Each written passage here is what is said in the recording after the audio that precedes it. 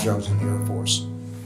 One of the things I learned, you go through basic training and then you go off to your first training assignment. And after you do KP, kitchen police, and stand guard duty, and work in the chow halls and do all that kind of stuff, one of the things you learn is you don't want to do that for the rest of your life. So I sat down with myself and I started thinking about what I wanted to be when I grew up. After I graduated from flight school, went to advanced gunnery training, and was assigned to a fighter squadron, a fighter interceptor squadron, up on Cape Cod. We're newly married. Your sister was born, and I had saved something like $200. So I knew that I wanted to take the $200 and have it grow into millions and millions of dollars. And I was going to do that through cleverly investing. So I went down to the local banker in the local town that we lived in. And I said, well, if I have $200, I'd like to invest my money and have it grow and grow and grow. And I said, what do you recommend? And he said, okay, well, take your $200 and you're going to invest it in Greyhound stock. So I bought Greyhound stock. And every day after flying, I come home and I checked the newspaper and the price was exactly the same.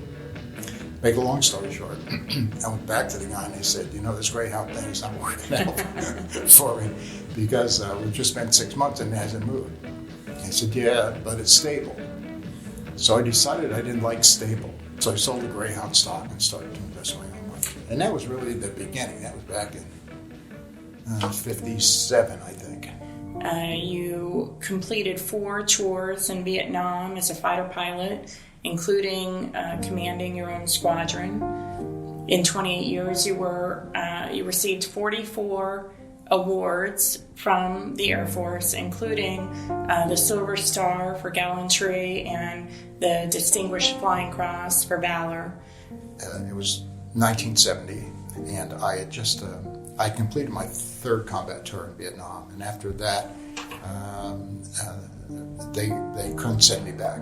The problem they were having was no one had survived.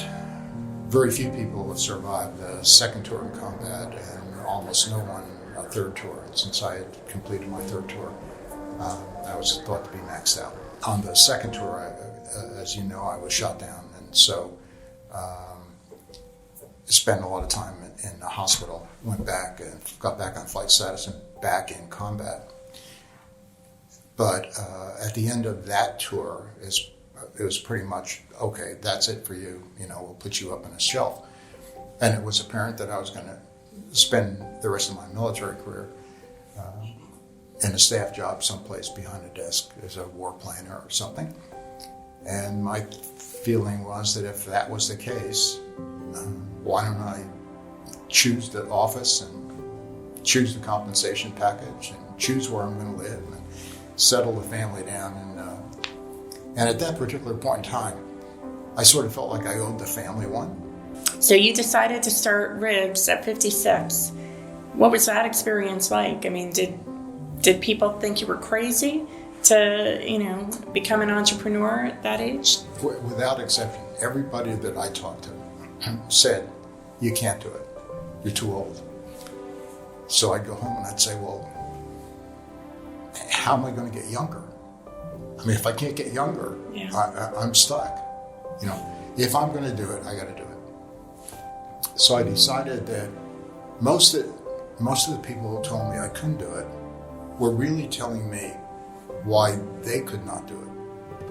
So I decided that with my fighter pilot background, I had a lot of self-confidence. So I knew I could do it. And there were times when I thought, geez, I think they got it right. I don't know. But as it turned out, we're going through it. Oh, we're about 30 years. We're approaching our 30th anniversary. We have 3 generations of Grahams working in the business at one time now. And so I'd say that the idea and your vision took hold and was successful. I think they call that so far so good. Yeah, exactly. Knock on wood, right?